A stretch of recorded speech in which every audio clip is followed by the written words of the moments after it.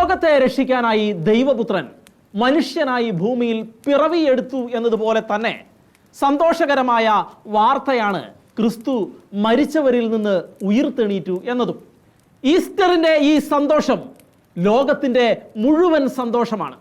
ആ സന്തോഷത്തിൽ ലോകം പങ്കുചേരുന്നത് വ്യത്യസ്തമായ രീതികളിലൂടെയും ആഘോഷങ്ങളിലൂടെയുമാണ്. ഈസ്റ്ററിൻ്റെ സന്തോഷവും പ്രത്യാശയും ലോകം എങ്ങനെയെല്ലാമാണ് ആഘോഷിക്കുന്നത് എന്നാണ് ഈ പ്രോഗ്രാം കാണിച്ചു തരുന്നത്. ഷെക്കേന ന്യൂസിൻ്റെ എല്ലാ പ്രിയ പ്രേക്ഷകർക്കും ദ പാഷൻ വീക്ക് എന്ന ഈ ഈസ്റ്റർ സ്പെഷ്യൽ പ്രോഗ്രാമിലേക്ക് സ്വാഗതം.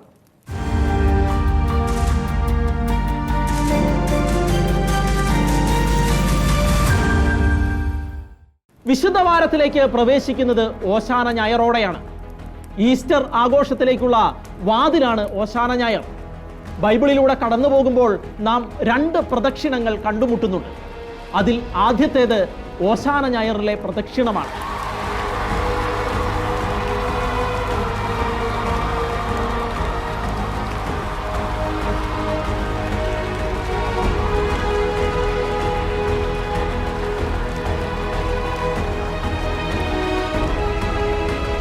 യേശുവിനെ രാജാധിരാജനായി അംഗീകരിച്ചുകൊണ്ട് ജെറുസലേം നിവാസികൾ അവിടുത്തേക്ക് വേണ്ടി വീഥികൾ ഒരുക്കുന്നു, ഒലിവിലകൾ വീശുന്നു.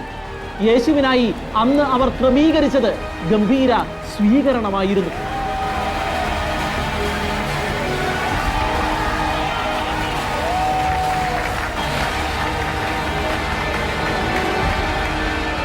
രണ്ടാമത്തെ പ്രദക്ഷിണം കുരിശു വഹിച്ചുകൊണ്ടുള്ള ക്രിസ്തുവിന്റെ കാൽവരി യാത്രയായിരുന്നു. ആദ്യത്തേതിൽ നിന്നും അമ്പേ വ്യത്യസ്തമായിരുന്നു ഈ പ്രദക്ഷിണം.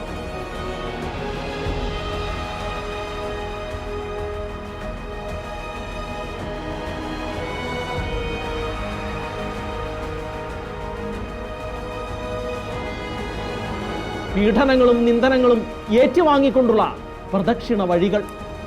ഈ 2 പ്രദക്ഷിണവും ഓർമ്മിപ്പിച്ചുകൊണ്ട് മാത്രമേ ഒരു ക്രൈസ്തവന് വിശുദ്ധ വാരത്തിലേക്ക് പ്രവേശിക്കാൻ കഴിയുകയുള്ളൂ. ഇതിൽ ഓശാന ഞായറിന്റെ ആർപ്പുവിളികളുടെയും സന്തോഷങ്ങളുടെയും നിമിഷങ്ങളെ അനുസ്മരിച്ചുകൊണ്ട് തികച്ചും വർണ്ണാഭമായി നടത്തിവരുന്ന ഒരു പ്രദക്ഷിണമുണ്ട്. നമ്മുടെ ദേവാലയങ്ങളിൽ നടത്തുന്ന ഓശാന ഞായറിലെ പ്രദക്ഷിണങ്ങളിൽ നിന്ന് തികച്ചും വ്യത്യസ്തമാണ് ജെറുസലേമിൽ ഓർത്തഡോക്സ് സഭാംഗങ്ങൾ നടത്തുന്ന ഓശാന ഞായറിലെ ഈ പ്രദക്ഷിണം.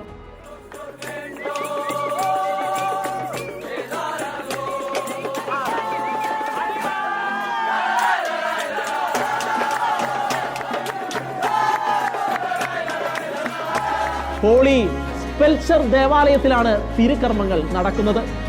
തിരുക്കർമ്മങ്ങളുടെ ആദ്യ ഭാഗങ്ങളിൽ ലത്തീൻ പാത്രിയാർക്കീസ് ജെറീക്കോയിൽ നിന്നുള്ള ഈന്തപ്പനകളും ഫ്രാൻസിസ്കൻ കോൺവെന്റിൽ നിന്ന് കൊണ്ടുവരുന്ന ഒലിവ് ശാഖകളും വെഞ്ചരിക്കുന്നു. അവ വിശ്വാസികൾക്ക് വിതരണം ചെയ്യുന്നു. തുടർന്നാണ് പ്രദക്ഷിണം നടക്കുന്നത്.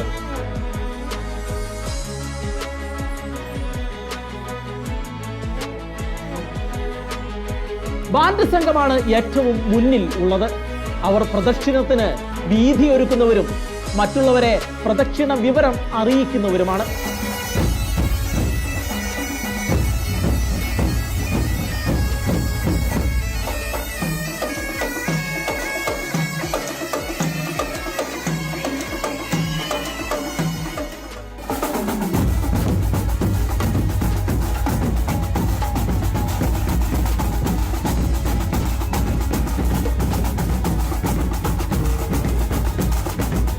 അവർക്ക് പിന്നാലെ ഓർത്തഡോക്സ് സഭാവിഭാഗത്തിലെ വൈദികർ. ഒലിവിലകൾക്ക് പകരം ഈന്തപ്പനകളുടെ ചില്ലകളാണ് അവർ കൈകളിൽ വഹിച്ചിരിക്കുന്നത്. ക്രിസ്തുവിന്റെ രാജകീയ പ്രവേശനത്തിന്റെ ഓർമ്മ പുതുക്കിക്കൊണ്ട് എഡിക്യൂലിനെ പ്രദക്ഷിണം 3 തവണ വലം വയ്ക്കുന്നുണ്ട്. യേശു കല്ലറയിൽ അടയ്ക്കപ്പെട്ടതിന്റെ 3 ദിവസങ്ങളുടെ പ്രതീകാത്മക ഓർമ്മ പുതുക്കലായിട്ടാണ് ഇതിനെ കണക്കാക്കി വരുന്നത്.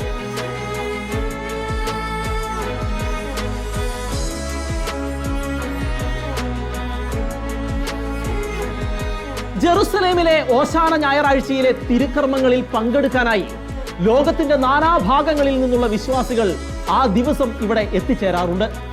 ഒലിവില കമ്പുകളും പാം ചില്ലകളും കൈകളിലേന്തി അവർ രാജാതിരാജന് ഓശാന വിളികൾ മുഴക്കുന്നു. ജെറുസലേമിന്റെ വിശുദ്ധിയും പൗരാണികതയും വേഷവിധാനങ്ങളിലെ വൈവിധ്യവും ഈ പ്രദക്ഷിണത്തെ നമുക്ക് അനുഭവ വേദ്യമാക്കി മാറ്റുന്നുണ്ട്.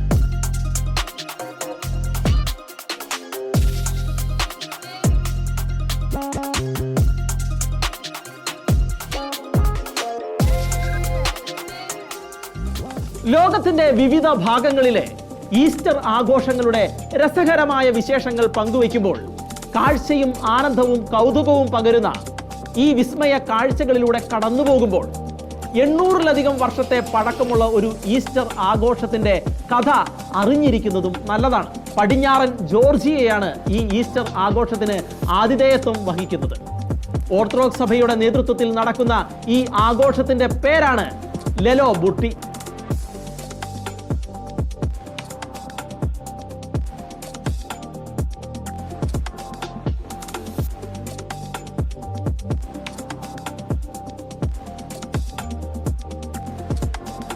ബോൾ ഗെയിം എന്നാണ് ഇത് അറിയപ്പെടുന്നത്. ജോർജിയയിലെ ഗുരിയ മേഖലയിലെ ഷുഗുട്ടി എന്ന ഗ്രാമത്തിലാണ് ഈസ്റ്ററിനോട് അനുബന്ധിച്ച് ഈ കായിക മത്സരം നടക്കുന്നത്. മതപരമായ ഒരു ചടങ്ങിന്റെ ഭാഗമായിട്ടാണ് ഇത് നടക്കുന്നത് എങ്കിലും ലെലോ ബുർട്ടി ഒരു സാംസ്കാരിക ഉത്സവം കൂടിയാണ്. ഒട്ടോമൻ സാമ്രാജ്യത്തിന്റെ കാലം മുതൽ നിലവിലുള്ള ബോൾ ഗെയിമാണ് ലെലോ ബുട്ടി. ഗുരിയൻ പോരാളികളുടെ ഒരു ചെറിയ സംഘം ഓട്ടോമൻ ബറ്റാലിയനെ പരാജയപ്പെടുത്തിയതിന്റെ ഓർമ്മ പുതുക്കാനായിട്ടായിരുന്നു ആദ്യത്തെ ലെലോ ബുട്ടി മത്സരം നടത്തപ്പെട്ടത്.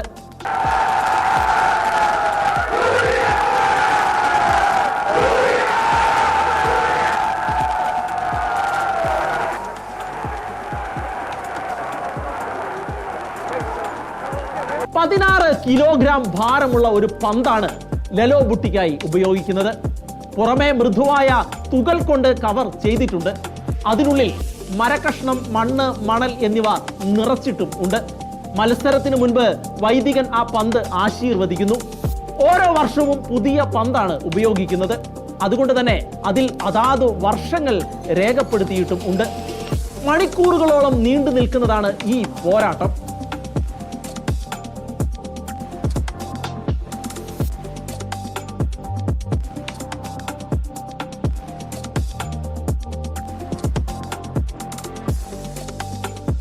നിശ്ചിത സ്ഥലം ഇതിനുണ്ട് എന്ന് പറയാൻ കഴിയില്ല. കാരണം തെരുവുകളിലൂടെയും വേദികളിലൂടെയും മൈതാനങ്ങളിലൂടെയും എല്ലാം പോരാട്ടം കടന്നു പോകാറുണ്ട്. പന്ത് പലപ്പോഴും തൊടാൻ പോലും കളിക്കാർക്ക് കിട്ടാറില്ല. തള്ളലും വലിച്ചിടലും മാത്രമേ അവിടെ നടക്കാറുള്ളൂ.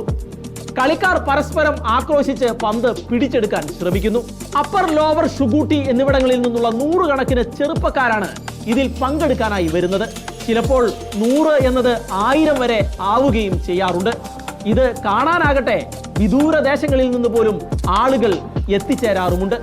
കളിയുടെ വിജയം ലഭിക്കുന്നത് ആർക്കാണോ അവരുടെ ഗ്രാമത്തിന് ആ വർഷം മികച്ച വിളവ് ലഭിക്കും എന്നൊരു വിശ്വാസവും പരക്കെ പ്രചരിപ്പിക്കപ്പെട്ടിട്ടുണ്ട്.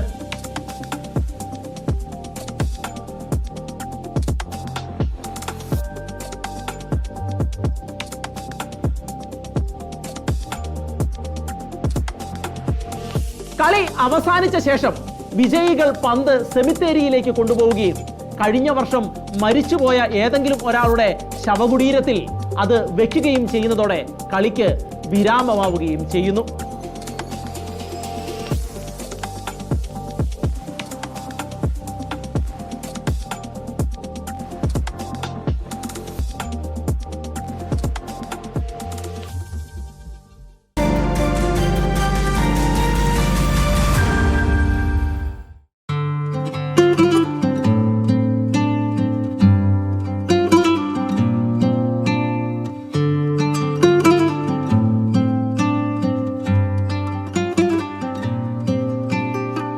സ്ത്രീകളുടെ ദേഹത്തേക്ക് വെള്ളം തളിക്കുകയോ കോരിയൊഴിക്കുകയോ ചെയ്യുന്ന ഒരു ഈസ്റ്റർ വിനോദ കാഴ്ചയിലേക്ക് ഇനി നമുക്ക് പോയാലോ?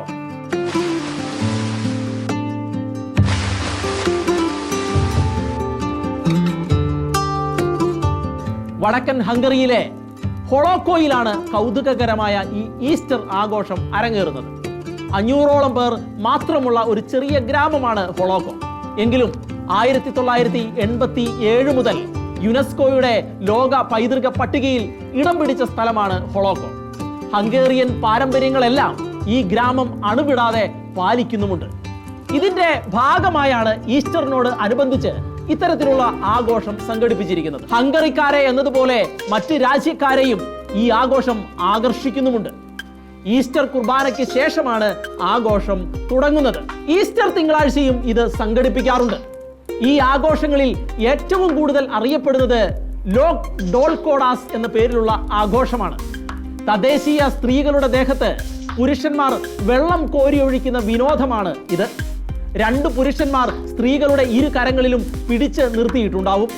മൂന്നാമതൊരു പുരുഷൻ അവളുടെ ദേഹത്തേക്ക് ബക്കറ്റിൽ വെള്ളം കോരിയൊഴിക്കുകയും കാഴ്ചക്കാർ കൈയടിച്ച് പ്രോത്സാഹിപ്പിക്കുകയും ആരവം മുഴക്കുകയും ചെയ്യുന്നു.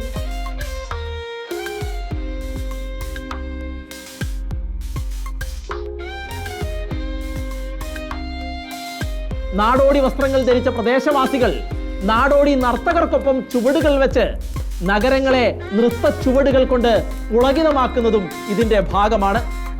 4 ദിവസങ്ങളിലായിട്ടാണ് വടക്കൻ ഹംഗറിയിലെ ഈസ്റ്റർ ആഘോഷങ്ങൾ ക്രമീകരിച്ചിരിക്കുന്നത്.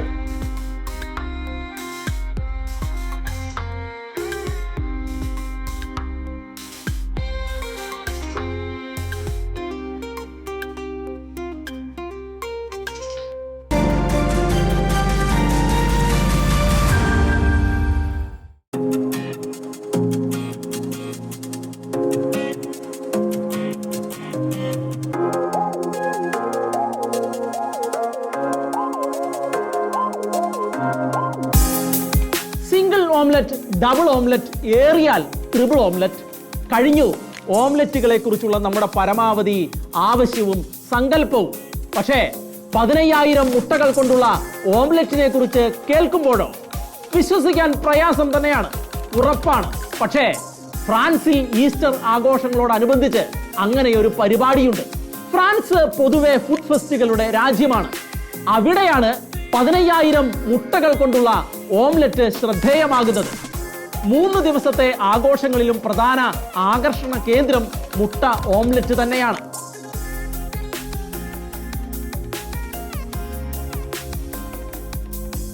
Global brotherhood of the knight of the gate omelette ആണ് ഇതിന്റെ സംഘാടകർ.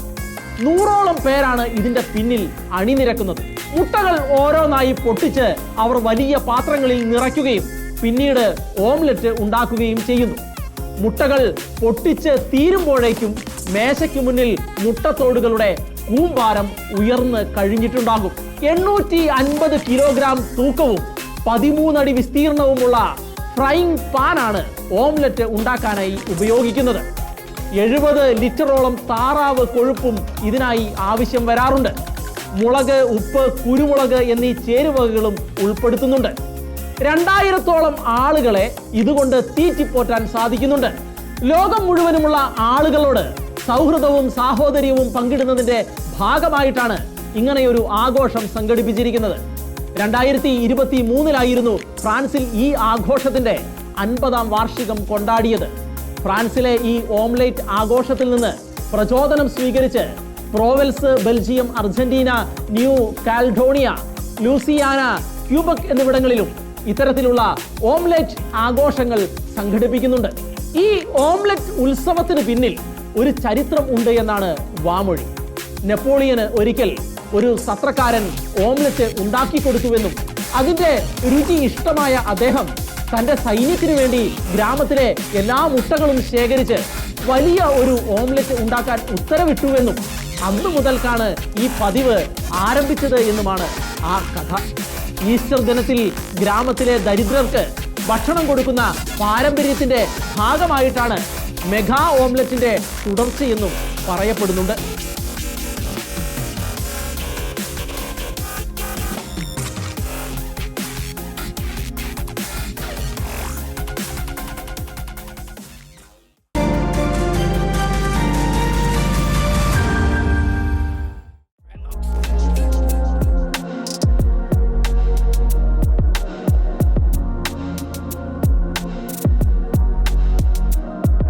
ന്യൂയോർക്കിനെ സംബന്ധിച്ചിടത്തോളം ഈസ്റ്റർ എന്നത് സ്പ്രിംഗ് സീസൺ കൂടിയാണ്. അതുകൊണ്ട് തന്നെ കൂടുതൽ വിനോദങ്ങൾക്കും ഔട്ട്ഡോർ ഗെയിമുകൾക്കും അനുയോജ്യമായ കാലാവസ്ഥ കൂടിയാണ്. ന്യൂയോർക്കിലെ ഈസ്റ്റർ ആഘോഷങ്ങൾ അറിയപ്പെടുന്നത് ഈസ്റ്റർ പരേഡ്, ബോണറ്റ് ഫെസ്റ്റിവൽ എന്നീ പേരുകളിലാണ്. മനോഹരമായി അലങ്കരിച്ച വ്യത്യസ്തത നിറഞ്ഞ തൊപ്പികൾ ധരിച്ചുകൊണ്ട് ആളുകൾ പ്രത്യക്ഷപ്പെടുന്നതാണ് ഇവയുടെ ഹൈലൈറ്റ്. അതിമനോഹരമായി അലങ്കരിക്കപ്പെടുന്നത് മുതൽ അസാധാരണങ്ങളായ തൊപ്പികൾ വരെയാണ് ഈ പരേഡിനെ വ്യത്യസ്തമാക്കുന്നത്. തൊപ്പികളുടെ വൈവിധ്യവും മനോഹാരിതയും കൊണ്ട് പരേഡ് പ്രേക്ഷക ശ്രദ്ധ ആകർഷിക്കുന്നു. സുഹൃത്തുക്കളും ദമ്പതികളും പ്രണയിനികളുമെല്ലാം മനോഹരമായ തൊപ്പികൾ ധരിച്ചുകൊണ്ട് പരേഡ് നടത്തുന്നത് കാണാൻ സാധിക്കുന്നതാണ്. സെന്റ് പാട്രിക് കത്തീഡ്രലിന് സമീപത്തായിട്ടാണ് ഈസ്റ്റർ പരേഡ് സംഘടിപ്പിച്ചിരിക്കുന്നത്. എല്ലാ വർഷവും ഈസ്റ്റർ ദിവസം രാവിലെ 10 മണിക്കാണ് പരേഡ് ആരംഭിക്കുന്നത്.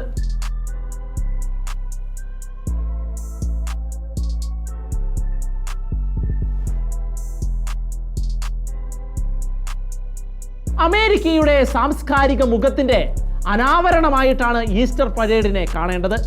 ഈസ്റ്റർ ദിനത്തിലാണ് ഇത് സംഘടിപ്പിച്ചിരിക്കുന്നത് എങ്കിലും ഈ ആഘോഷത്തിന് ഈസ്റ്ററുമായി യാതൊരുവിധ ബന്ധവുമില്ല എന്നുള്ളത് മറ്റൊരു കാര്യം. പുതിയതും ഏറ്റവും ഫാഷണബിളുമായ വസ്ത്രങ്ങളാണ് പരേഡിൽ പങ്കെടുക്കുന്നവർ ധരിക്കുന്നത്. 1870 മുതൽ പരേഡ് നിലവിലുണ്ട് എങ്കിലും ന്യൂയോർക്ക് പരേഡ് ഏറ്റവും ജനപ്രിയമായത് 20-ാം നൂറ്റാണ്ടിന്റെ മധ്യത്തോടെയാണ്. മില്യൺ കണക്കിന് ആളുകൾ ഇതിൽ പങ്കെടുക്കുന്നതായാണ് കണക്കാക്കപ്പെടുന്നത്. കൊറോണ വ്യാപനം പ്രമാണിച്ച് ഈ കഴിഞ്ഞ വർഷങ്ങളിൽ പരേഡ് റദ്ദ് ചെയ്യുന്ന സാഹചര്യമുണ്ടായിരുന്നു. എന്നാൽ ഇപ്പോൾ അത് പൂർവാധികം ശക്തി പ്രാപിച്ചിരിക്കുകയാണ്.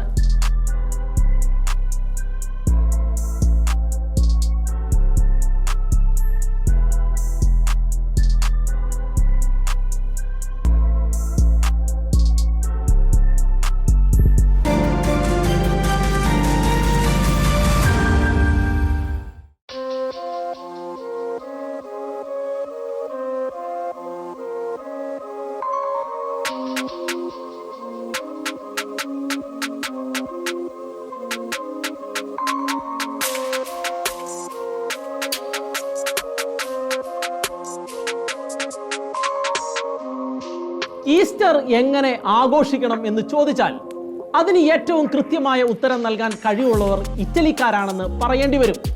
അതിൽ തന്നെ ഫ്ലോറൻസുകാരാണ്. ഈസ്റ്ററിനെ ഇത്രത്തോളം ആഘോഷമാക്കുന്ന മറ്റൊരു ജനവിഭാഗം ഉണ്ടോ എന്ന് പോലും ചിലപ്പോൾ നമുക്ക് സംശയം തോന്നും. സ്കോപ്പിയോ ഡെൽ കാരോ എന്ന ആഘോഷമാണ് ഇതിൽ മുൻപന്തിയിൽ നിൽക്കുന്നത്. വണ്ടിയുടെ സ്ഫോടനം എന്നാണ് ഈ വാക്കിന് മലയാളത്തിൽ പറയാവുന്ന അർത്ഥം.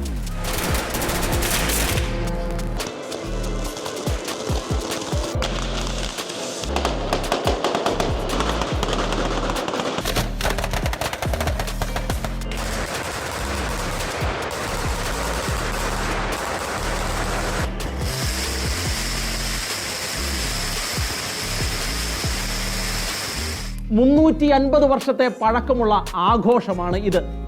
11-ാം നൂറ്റാണ്ട് മുതൽ ആഴത്തിൽ ഈ പാരമ്പര്യം വേരൂന്നിയിട്ടുണ്ട്. ഒന്നാം കുരിശുദ്ധം നടക്കുന്ന കാലം ഫ്ലോറൻസുകാരനായ പാസിനോ ദി റാനിയേരി ദെ പാസി എന്ന പ്രഭു വിശുദ്ധ നാട്ടിലേക്ക് പോവുകയായിരുന്നു. യാത്രാമധ്യേ അദ്ദേഹം ജെറുസലേമിന്റെ മതിലുകൾ കയറി അവിടെ കുരിശ് യുദ്ധക്കാരുടെ പതാക നാട്ടി. അതോടെ അവിടം ക്രിസ്തു രാജ്യമായി പ്രഖ്യാപിക്കപ്പെട്ടു. തിരികെ ഫ്ലോറൻസിൽ എത്തിയപ്പോൾ അദ്ദേഹം ഹോളി സ്പെൽച്ചറിൽ നിന്നുള്ള 3 തീക്കല്ലുകൾ കൊണ്ടുവന്നു. ക്രിസ്തുവിന്റെ ഉയർത്തെഴുന്നേൽപ്പിൽ പുതിയ ജീവിതത്തിന്റെ പ്രതീകമായ പുത്തൻ തീ കത്തിക്കാൻ ഈ തീക്കല്ലുകളാണ് ഉപയോഗിക്കപ്പെട്ടത്. ഈ പുതിയ അഗ്നി ഫ്ലോറൻസിൽ ഉള്ളവർക്ക് വിതരണം ചെയ്യുകയുണ്ടായി. ഒരു വണ്ടിയിലാണ് ഈ തീ കൊണ്ടുവന്നത്. ആ ദിവസത്തിന്റെയും ചടങ്ങിന്റെയും ഓർമ്മയ്ക്കായി 15-ാം നൂറ്റാണ്ടായപ്പോഴേക്കും ഒരു വണ്ടിയിൽ വെടിമരുന്നുകൾ നിറയ്ക്കുകയും സ്ഫോടനം നടത്തി ഈ വണ്ടി കത്തിക്കാൻ കൊണ്ടുവരികയും ചെയ്തു. രാവിലെ 10 മണിയോടെ ഒരു പുരോഹിതൻ വിശുദ്ധ തീയുടെ പ്രതീകമായി കൽക്കരിപ്പെട്ടി കത്തിച്ച് വണ്ടിയിൽ വയ്ക്കുന്നു. അലങ്കരിച്ച വെളുത്ത കാളയുടെ അകമ്പടിയോടെയാണ് വാഹനം എത്തുന്നത്. പാരമ്പര്യ വേഷം ധരിച്ചവർ വാദ്യമേളങ്ങളോടെ ഈ ഘോഷയാത്രയെ അനുഗമിക്കുന്നു. പുരോഹിതരും മറ്റുള്ളവരും ഇതിൽ ഭാഗവാക്കുകളാണ്. ഈസ്റ്റർ ദിവ്യബലിയുടെ അവസാനം ഏകദേശം 11 മണിയോടെ വെനീസിലെ ആർച്ച് ബിഷപ്പ് പ്രാവിന്റെ ആകൃതിയിൽ ഒരു റോക്കറ്റ് പ്രധാന അൾത്താരയിൽ നിന്ന് വിക്ഷേപിക്കുകയും അത് വണ്ടിയിൽ ചെന്നിടിച്ച് വണ്ടി അഗ്നിക്ക് ഇരയാകുകയും ചെയ്യുന്നു. മുസ്ലിങ്ങളിൽ നിന്ന് വിശുദ്ധ നാട് വീണ്ടെടുക്കാൻ ജീവത്യാഗം നടത്തിയ കുരിശ് യുദ്ധ നേതാക്കൾക്ക് ആദരം അർപ്പിച്ചുകൊണ്ടാണ് അവർ ഉയർപ്പു തിരുനാൾ കൊണ്ടാടുന്നത്.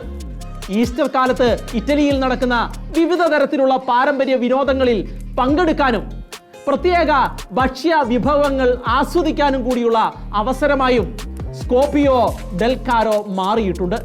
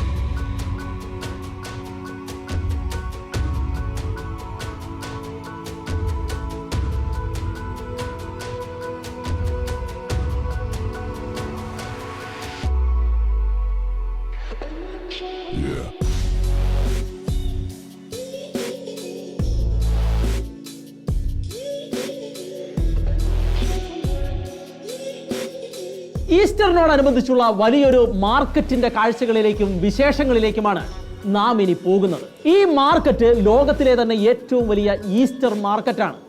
ക്രാക്കോവിലാണ് ഈ മാർക്കറ്റ് ഉള്ളത്.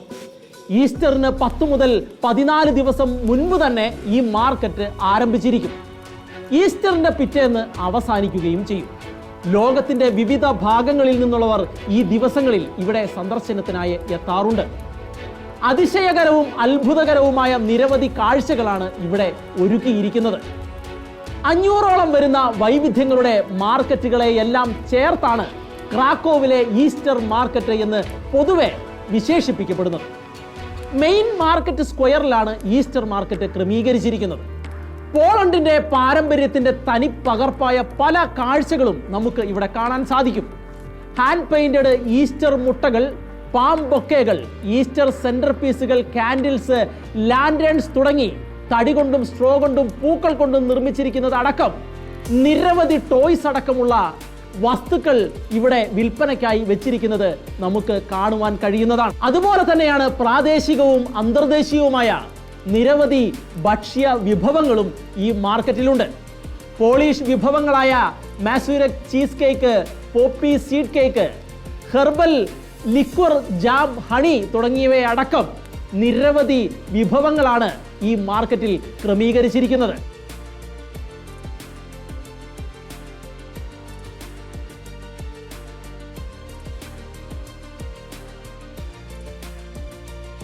ഷോപ്പിംഗ് നടത്തുക മാത്രമല്ല ഇവിടേക്കുള്ള യാത്രയുടെ ലക്ഷ്യം. പോളണ്ടിന്റെ ചരിത്രവും സംസ്കാരവും മനസ്സിലാക്കാനും ഈ മാർക്കറ്റ് സഹായിക്കുന്നുണ്ട്. 11 ദിവസങ്ങളിലായി നടക്കുന്ന കൾച്ചറൽ പ്രോഗ്രാമുകൾ പോളണ്ടിന്റെ സംസ്കാരം വിളിച്ചോതുന്നവയാണ്. അതുപോലെ തന്നെ പോളണ്ടുകാരുടെ ഈസ്റ്റർ സവിശേഷതകളും പ്രത്യേകതകളും മനസ്സിലാക്കാനും ഇത് സഹായിക്കാറുണ്ട്. രാത്രികാലങ്ങളിൽ മാർക്കറ്റിൽ എത്തുന്നതാണ് കണ്ണുകൾക്ക് കൂടുതൽ ആനന്ദം പകരുന്നത്. മനോഹരമായ ദീപാലങ്കാരങ്ങളാൽ മാർക്കറ്റ് പ്രശോഭിക്കുന്ന സമയമാണ് ഈ സമയം.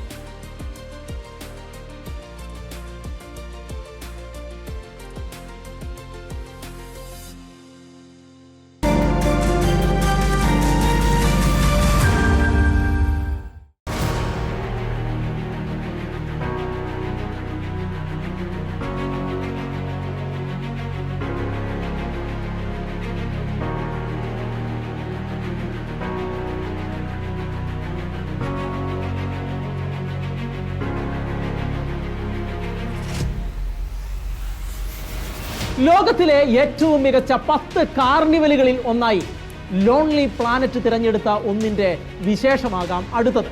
മാത്രവുമല്ല യുനെസ്കോയും ഈ കാർണിവലിനെ അംഗീകരിച്ചിട്ടുണ്ട്. ക്യൂറൻഡോ വാഞ്ചെ എന്നാണ് ഇതിന്റെ പേര്. 65ാമത് ക്യൂറൻഡോ വാഞ്ചെ കാർണിവലാണ് ഇത്തവണ നടന്നത്. 1960 ഫെബ്രുവരി 27-ന് ദ്രാവ നദിക്കരയിലെ തൂജ് എന്ന പട്ടണത്തിലാണ് കാർണിവലിന് ആരംഭമിട്ടത്.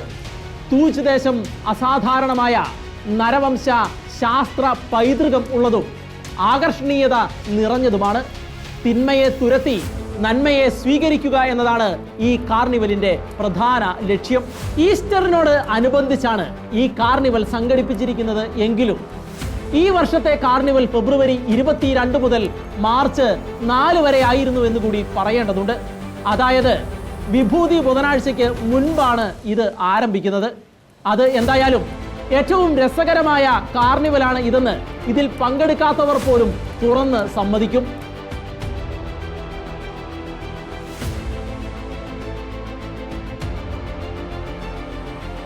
വെനീസ്, റിയോ ഡി ജനീറോസ, ന്യൂ ഓർലാൻഡ്സ് എന്നിവിടങ്ങളിലെ കാർണിവലുകൾക്ക് തുല്യമായിട്ടാണ് സ്ലോവോയിസിലെ ഈ കാർണിവലും പരിഗണിക്കപ്പെട്ടിരിക്കുന്നത്. പരമ്പരാഗതവും ആധുനികവുമായ നിരവധി വേഷപ്പകർച്ചകളുടെ സംഗമമാണ് ഈ കാർണിവൽ.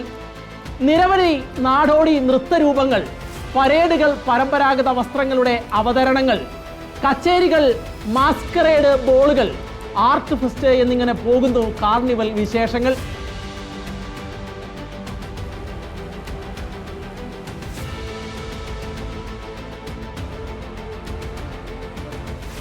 അല്പം നിഗൂഢമായിട്ടാണ് കുറൻഡോവഞ്ചിയുടെ ചടങ്ങുകൾ ആരംഭിക്കുന്നത്.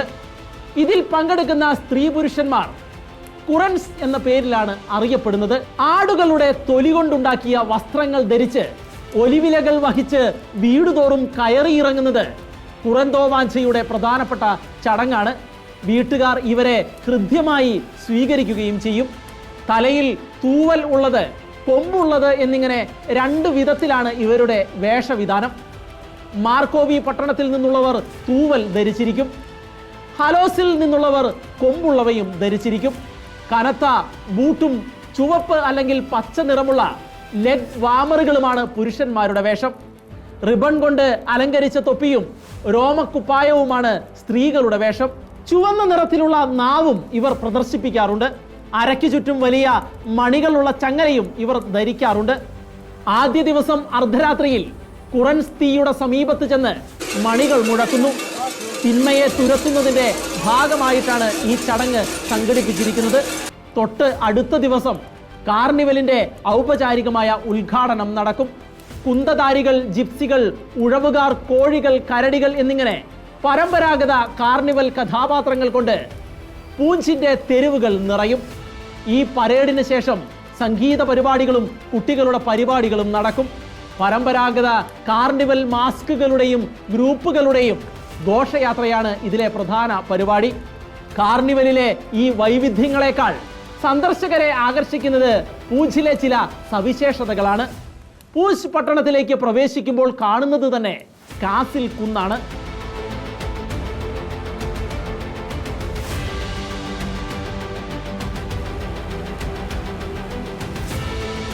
യൂറോപ്പിലെ തന്നെ ഏറ്റവും രസകരമായ ഒന്നാണ് പൂഞ്ച് കാസിൽ.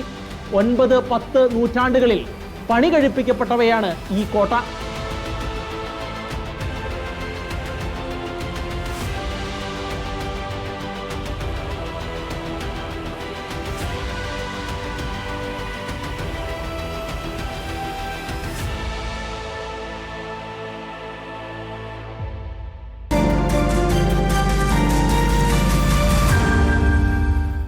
ഇനി അവസാനമായി നമുക്ക് വെനീസിന്റെ ഈസ്റ്റർ ആഘോഷങ്ങളിൽ കൂടി പങ്കുചേരാം.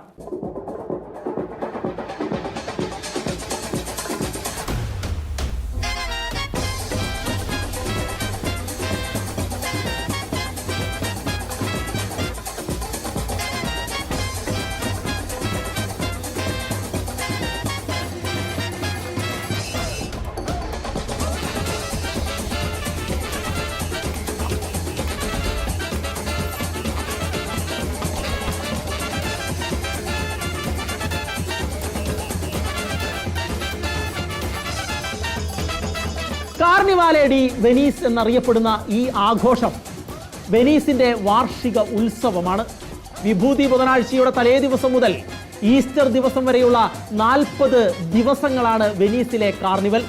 ഒരു കാലത്ത് വെനീസ് കാർണിവലിലെ പ്രധാന ഇനമായിരുന്നു റോസ് വാട്ടർ പെർഫ്യൂം നിറച്ച മുട്ടകൾ സ്ത്രീകളുടെ നേരെ വലിച്ച് എറിയുന്നത്. മാസ്കുകൾ ധരിച്ചിരിക്കുന്നത് കൊണ്ട് ആളുകളെ തിരിച്ചറിയാനും സാധിക്കുമായിരുന്നില്ല. കുറേ നാളുകൾ കഴിഞ്ഞപ്പോൾ ഈ ആചാരം നിരോധിച്ചു. എങ്കിലും തത്തുല്യമായ രീതിയിൽ അതേ ആചാരം നിലനിന്ന് പോരുന്നുമുണ്ട്. മുട്ടകൾ എറിയുന്നതിന് പകരം മനോഹരമായി അലങ്കരിച്ച ഈസ്റ്റർ മുട്ടകൾ സമ്മാനിക്കുന്നതാണ് പുതിയ ട്രെൻഡ്. മാസ്കുകൾ ഇല്ലാതെ വെനീസിൽ ആഘോഷമില്ലെന്നും പറയാം. വ്യത്യസ്ത തരം മാസ്കുകൾ നിർമ്മിക്കുന്നതിലാണ് മാസ്ക് നിർമ്മാതാക്കൾ തമ്മിൽ മത്സരം. ലാ മെഷേറ പ്രിയ എന്നാണ് മാസ്ക് മത്സരം അറിയപ്പെടുന്നത്. ഈസ്റ്ററിന് മാത്രമല്ല, ക്രിസ്തുമസിനും മാസ്കുകൾ ധരിച്ചുകൊണ്ടുള്ള പരേഡുകൾ വെനീസിന്റെ പ്രത്യേകതയാണ്.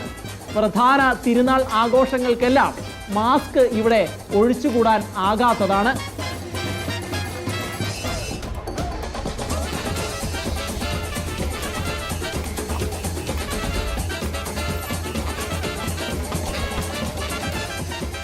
ലെതർ, പോർസൈലൻ, ഗ്ലാസ് എന്നിവ കൊണ്ടുള്ള മാസ്കുകളാണ് കൂടുതലും.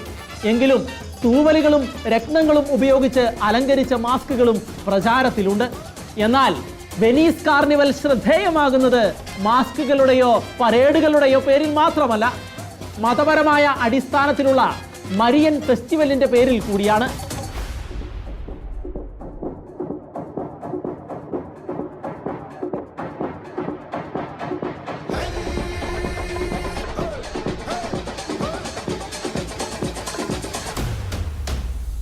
വെനീസിന്റെ ഓരോ പ്രവിശ്യയിൽ നിന്നും തിരഞ്ഞെടുക്കപ്പെടുന്ന 12 ദമ്പതികൾക്കാണ് ഫെസ്റ്റിവലിൽ പങ്കെടുക്കാൻ അവസരമുള്ളത്.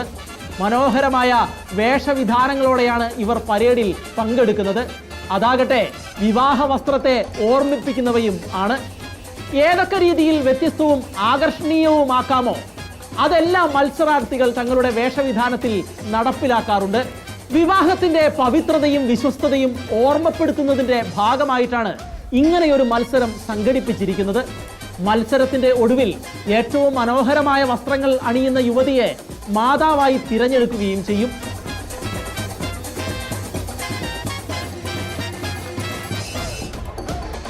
മാതാവിന്റെ പ്രത്യേക അനുഗ്രഹമായിട്ടാണ് ഈ മത്സരത്തെയും തിരഞ്ഞെടുപ്പിനെയും പെൺകുട്ടികൾ കാണുന്നത്. വെനീസ് കാർണിവലിന്റെ മറ്റൊരു സവിശേഷത വോലോ ഡെൽ ഏഞ്ചലോ എന്ന പരിപാടിയാണ്. മണിഗോപുരത്തിൽ നിന്ന് മാലാഖയെ പോലെ ഇറങ്ങി വരുന്ന സുന്ദരിയായ വെനീഷ്യൻ പെൺകുട്ടിയാണ് ഈ ഘോഷയാത്രയുടെ പ്രത്യേകത. മാലാഖമാർ വെനീസിലെ ആഘോഷങ്ങൾക്ക് കാവൽ നിൽക്കാറുണ്ട് എന്നൊരു വിശ്വാസവും പ്രചാരത്തിലുണ്ട്.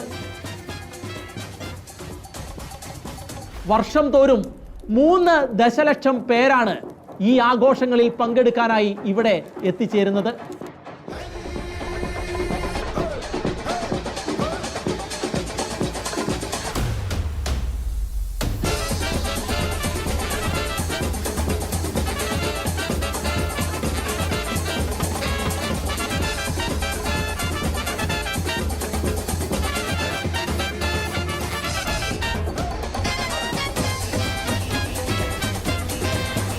ആഘോഷങ്ങൾ ഏതു തരത്തിലും ആയിരുന്നു കൊള്ളട്ടെ, ഈസ്റ്ററിന്റെ യഥാർത്ഥ ചൈതന്യം നമ്മിൽ നിന്ന് നഷ്ടപ്പെടുന്നുണ്ടോ എന്നാണ് നാം പരിശോധിക്കേണ്ടത്.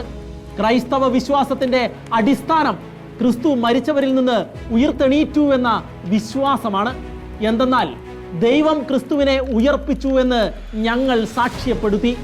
മരിച്ചവർ യഥാർത്ഥത്തിൽ ഉയർപ്പിക്കപ്പെടുന്നില്ല എങ്കിൽ ദൈവം ക്രിസ്തുവിനെയും ഉയർപ്പിച്ചിട്ടില്ല. മരിച്ചവർ ഉയർപ്പിക്കപ്പെടുന്നില്ലെങ്കിൽ ക്രിസ്തുവും ഉയർപ്പിക്കപ്പെട്ടിട്ടില്ല.